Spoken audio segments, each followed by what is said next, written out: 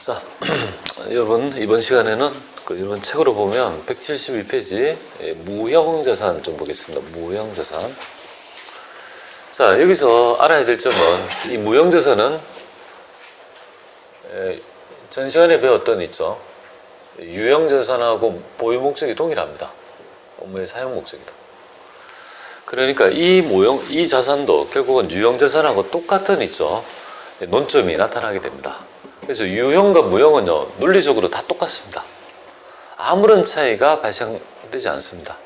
무형자산을 취득하고 원가 결정, 그 다음에 사용하면요, 수익 냈고 수익한 거에 따른 희생액 배분하는 거 있죠. 감가상각비라 하는데요. 근데 이름을 감가상각하면 헷갈리니까 그건 어떤 무형자산 상각을 합니다.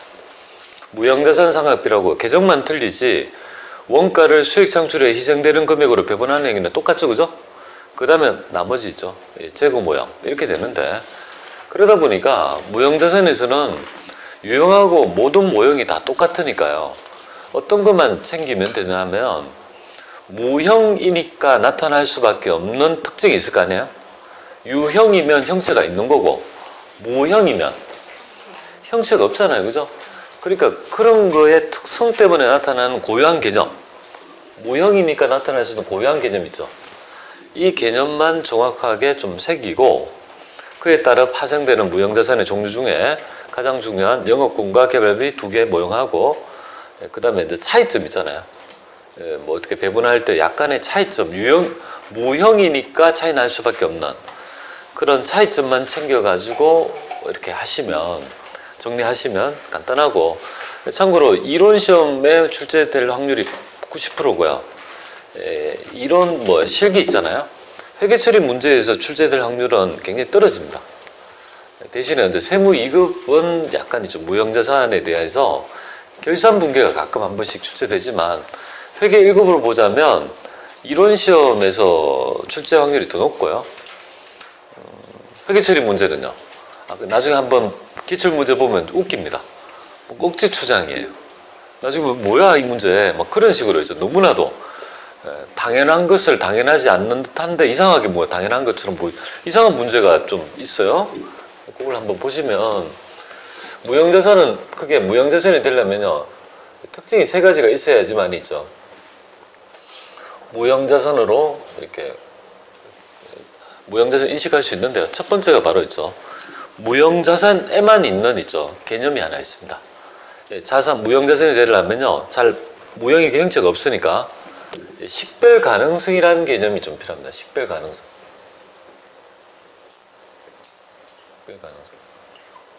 그러니까 무형자산이 되려면 식별 가능해야 된다. 이 자산이 다른 자산과 구별할 수 있어야 된다는 개념 정도로만 아시면 좋겠습니다. 그 다음에 기본적인 자산의 특징이 기업이 통제하고 있어야 되죠. 기업이 이 자산을 통제하고 있어야 되고, 통제하고 있고요. 과거의 사건의 결과로 현재 이 자산을 기업이 통제하고 있고, 이 자원으로부터 미래 경제적 효익의 유입이 그죠? 기대되어야 된다. 그래서 기업이 통제하고 있으면서 미래 경제적 효익의 유입이 그러니까 가능성이 높아야 된다는 건데요. 여기서 미래 경제적 효익이라는 말이 앞으로 여러분들이 자산을 보면서 가끔 있죠. 이렇게 미래 경제적 효익 뭐 이렇게 나타나죠, 그죠? 미래 경제적 효익은 뭐냐면 현금 창출 능력을 얘기합니다.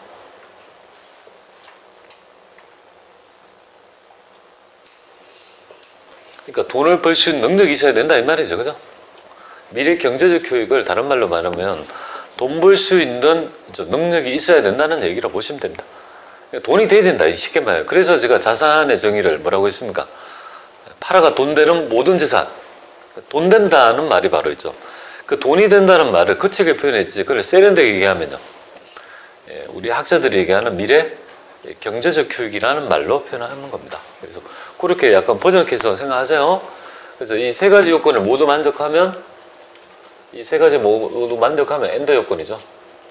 만족하면 바로 있죠, 무형자산이 된다라고 우리 규정하고 있습니다. 그래서 식별 가능성이란 말이 좀 있죠. 굉장히 좀 여기에만 있는 개념이죠. 종류 한번 볼까요? 종류. 무형자산의 종류가 있는데요. 큰 그룹이 첫 번째가 바로 있죠. 영업권과 개발비 되겠습니다. 영업권과 개발비가 무형자산의 한 80% 정도 차지한다 해도 과언이 아니죠. 영업권과 개발비.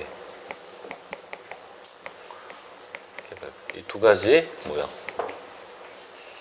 두 번째가 바로 있죠. 우리 산업재산권이라는 게 있습니다. 우리 어떤 산업에 관계된 권리 같은 권리가 있는데요. 대표적으로 여러분이 알고 있는 특허권 같은 거 있죠. 특허, 어장, 실용, 신안, 상표 이렇게 해서 있죠. 이런 것들이 산업재산권이라는 게 있습니다. 그리고 혹시 여러분들 저작권 아세요? 저작권. 창작물에 관한 권리 있죠. 보호하는 거. 그러니까 뭐 저작권 같은 거. 이걸 또 다른 말로 해서 이걸 합해가지고 이걸 상식적으로 지적재산권이라 합니다. 지적재산권 보호 뭐 이렇게 그죠? 그래서 우리 보통 창작물이랄지 이런 걸 막 쓰면 손해배상을 받고 하는 이유가 여기에 있습니다. 그 다음에 우리 세번째 보면 이거 말고 이제 광어권이랄지 오어권 다른 권리 있죠. 등 이런 권리도 있고요. 그 다음에 네 번째가 이제 기타 중에서 소프트웨어 같은 것도 있습니다.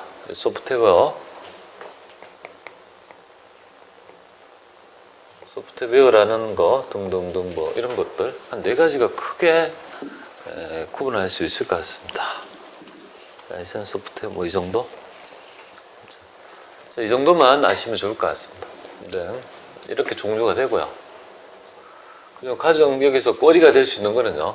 바로 1번이 가장 꼬리가 되고요. 이론적으로는요. 가장 이 꼬리가 되죠. 여기가 가장 출제가 많이 되고. 근데 실무는요. 2번이 되겠습니다. 그죠? 실무적으로는 2번이 많이 나타나겠죠.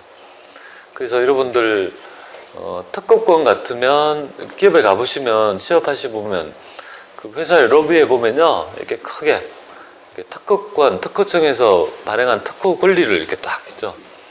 회사의 훈장인 양 이렇게 쫙 러비에 있죠. 이렇게 전시하는 회사가 굉장히 많습니다.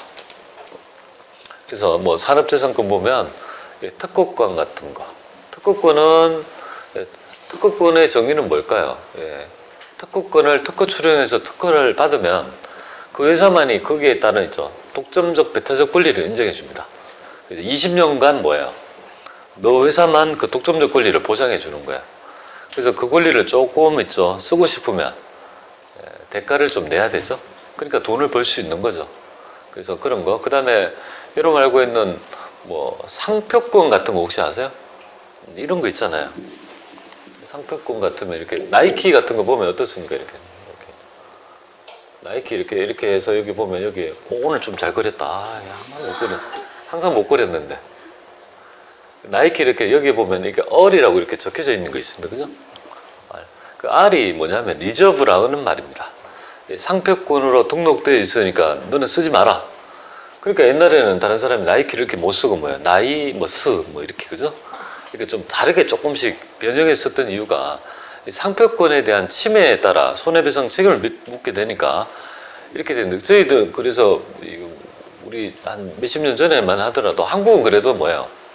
조금 그래도 양심 있죠. 나이키를 못 쓰니까 나이크 뭐 키 뭐 크 이렇게 아디다스를 못 쓰니까 뭐 아들다스 뭐 이런 식으로 그죠?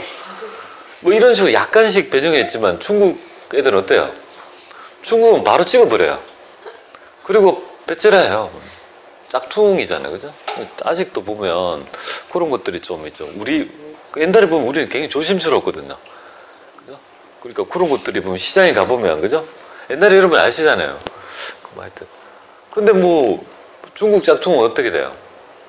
뭔지 진품하고 그냥 차이가 없어요. 뭐 그렇다고 그러대요. 뭐 하여튼 뭐 써본. 그래서 상표권은 그죠?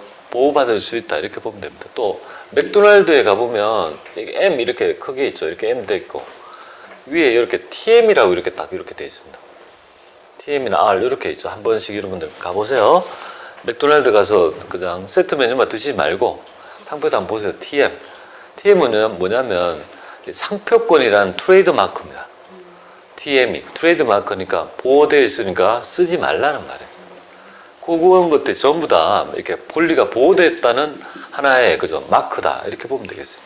이렇게 이런 것들을 또 우리가 보호받을 수 있는 거고요. 그 다음에 뭐 의장권이 뭘까요? 의장권이라는 것도 있습니다. 특허권. 이거 좀 적어도 될까요? 특허권. 산업재산권의 종류인데요. 여기 기업에 가시면 특허 같은 거 있으면 좀 아는 체 하시면 그래서 좀 맞장구를 치셔야 될 거 아니에요. 의미를 알아야 되니까. 특허권은 그런 거고 그 다음에 이게 상표권.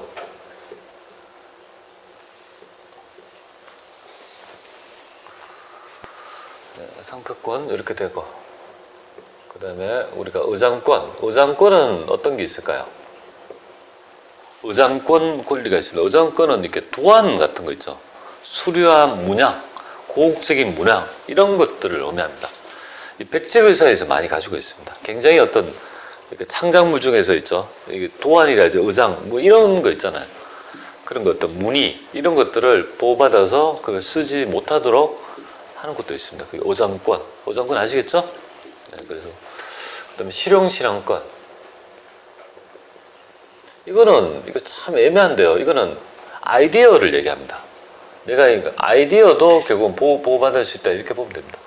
그 경계 영역은 제가 잘 모르겠습니다. 솔직히 제가 이쪽에 전문가도 아니고 그런데 이제 이런 것들을 그죠 이런 산업재산권의 특허를 할지 이런 것들을 대리하는 자가 있습니다. 이런 것들을 우리가 과연 보호받을 수 있을지 없을지 잘 모르잖아요. 그죠?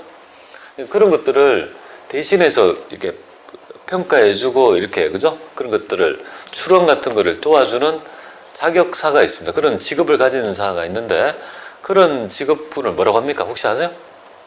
뭐라고? 나온 것 같은데? 방금 누가 뭐라고 얘기했는데 아닌가? 그냥 혼자 말이었나요? 여러분들? 그런 자의 그죠? 그런 것들을 바로 있죠. 변리사가 바로 있죠. 이런 산업재산권 특허 출원의 대행 있죠. 자격사다 이렇게 보면 됩니다. 저기 강남역 3번 출구 한미연회가 없어졌죠.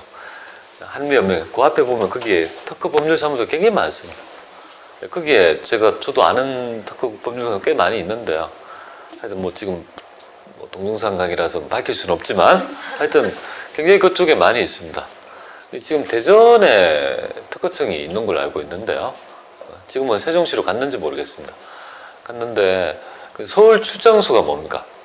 서울에 있는데 뭐 서울이 그냥 거기 강남역에 있는데 그것은 뭐 특허청이라 해도 과언이 아니죠. 왜냐면 특허 출원의 건수가 전부 다 서울 경기 쪽에 다 모여 있다고 보시면 돼요. 그래서 그쪽에 그렇게 자격사, 그러니까 변리사가 뭐 하는 건지 또 그런데 하고 이렇게 가시면 이렇게 거래를 하게 되잖아요, 그죠? 그래서 이런 것도 좀 아시면 그 의미를 좀 알면 좋을 것 같습니다. 저렇게 하고 이제 저작권 있잖아요, 저작권. 이 저작권도 결국은 우리가 무형자산이 될 수 있죠. 저작권은 보통 어디에 많이 냐면 이렇게 뭐 여러 가지가 있겠지만 뭐 출판사 같은 데 있죠. 음반회사 같은 데 있죠. 그래서 그게 이제 저작물에 대해서 출판사가 저작물을 가지고 있는 경우 있죠. 네, 그런 경우에도 결국은 회사가 보유한 저작물은 그걸 사용에 따라 돈을 벌 수 있는 게 있다, 그죠? 그래서 뭐 책 같은 것도 마찬가지입니다. 그래서 이렇게 책을 창작물이니까, 그죠? 해서 그렇게 하면 좋을 것 같습니다. 옛날에 보면 제가 옛날에 적었던 책에 보면 책의 내용을 무단으로 복제해서 자기가 쓴 것처럼 올리는 사람도 좀 있습니다. 책을 보다 보니까 이렇게 내용을 보다 보니까 내용이 읽다 보니까 괜찮아요. 쭉 근데 읽다 보니까 느낌이 뭐냐면 제가 쓰는 어투인 거야, 이게. 그 표현이 이상하다 싶어가지고 쭉 보니까 이게 제가 쓴 글인데 왜 여기 있지? 그 자기가 있죠. 이렇게 공부해야 된다. 이렇게 다 적어 놓은 거예요. 깜짝 놀라서. 이렇게 하다가 뭐야 얘는. 그리고 지가 있잖아요. 이렇게 생각하는데 지가 앉아 한 거를 이렇게 뺏기는 거죠. 근데 결정적인 단서 제 거라는 걸 확실히 알았던 게 뭐냐면 제가 초판을 인터넷 올릴 때 그걸 오타가 앉아 있었거든요. 오타까지 이렇게 똑같이 카피를. 그래서 이게 너무 심한 거 아니냐. 근데 얘기는 안 하고 있습니다. 근데 왜 얘기를 안 하냐면 그건 뭐 지가 뭐 적었다 해도 그게 뭐 큰 상업적으로 그죠? 같은 업계에 있는데 그냥 그죠? 그냥 말고 있습니다. 근데 그게 뭐 어떤 큰 도안이랄지 굉장히 그 중요한 내용 같으면 분명히 있죠. 인기나 엄청나게 많이 팔리는 거라면 분명히 손해배상 청구를 들어갈 겁니다. 뻔히 아는 사람인데 알고 보니까 많이 아는 사람인데 그죠? 뭐 그게 어떻게 하겠어요? 이 사람이 바닥이 좁다 보니까 이렇게 좀 대충 건너면 다 아는 사람이죠. 자, 그런 경우도 있더라. 출판사도 그죠? 그래서 여러분이 알아야 될 게 뭐냐면 저작권도 뭡니까? 저작권도 무형자산이 된다는 종류를 할 때 그죠? 좀 아셔야 되겠고, 광업권, 어업권. 광업권은 광물을 채굴할 수 있는 권리, 어업권은요 일정 수면에 어업할 수 있는 권리 같은 거 있죠. 돈이 다 되죠, 그죠? 그럼 소프트웨어 보겠습니다. 소프트웨어는 뭘까요? 우리 프로그램 있잖아요. 그래서 뭐 우리가 지금 다루고자 하는 뭐 도전 ERP 같은 거 아니면 MS 워드랄지 MS 오피스 그룹 그런 것들을 사게 되면 기업에 가보시면요 MS 오피스 그룹이 한 카피당 23만 5천 원 정도 해요. 전문 프로페셔널이. 그런데 그거를 10카피 쓰면 10개가 있어야 되잖아요. 그러면 직원이 100명이 있으면 어떻게 됩니까? 산술적으로는 100카피가 있어야 되잖아요. 근데 실제로는 그렇습니까? 그렇지 않죠, 그죠? 그래서 이제 도전 ERP나 이런 거 사면 기본 모듈이 한 500 정도 합니다. 그러면 뭐 현금이 500 나갔으면 뭐 적어야 되잖아요, 그죠?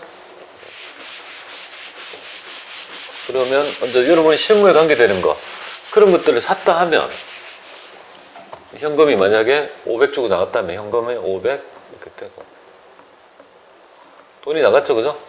근데 뭐 때문에 나갔냐 보니까 소프트웨어 더 좋은 ERP 프로그램을 샀다 하면 프로그램을 살 거 아니에요, 그죠? 그럼 여기 뭐 적냐 이거잖아요. 여기에 보면 뭐 씁니까? 소프트웨어라는 있죠. 무형자산이 있습니다. 소프트웨어. 이렇게 매개체합니다. 소프트웨어는 무형자산이잖아요. 왜 무형자산일까요? 이거 500만 원 주고 사면 날라오는 게 뭐냐면 CD 한 장하고 락키 있죠. 락키가 있습니다. 암호키가 있는데 딱 줘요. 그럼 CD를 그저 깔아가지고 거기에 있는 프로그램을 이용할 거 아니에요. 만약에 CD가 왔어요. 그 CD를 가지고 옆에 있는 사과가 있어가 그 CD를 사과를 깎아보면 어떻게 됩니까? 그 무형자산이 아니고 용도가 뭡니까? 그 CD를 유형자산이 되는 거예요. 유형자산의 도구로 이용한 거죠. 그냥 우리는 그걸 사용하는 게 아니고 그 CD 안에 있는 그저 만져지지 않는 소프트웨어를 이용한다. 그러니까 무형 자산이 된다. 이렇게 보면 되겠습니다. 자, 그 다음에 이렇게 다 했고요. 그 다음에 영업권하고 개발비가 가장 중요한 개념이 되겠죠, 그죠? 그래서 제가 남겨놨습니다. 좀 쉬었다가 영업권하고 개발비에 대한 정리를 해보겠습니다. 쉬었다 하겠습니다.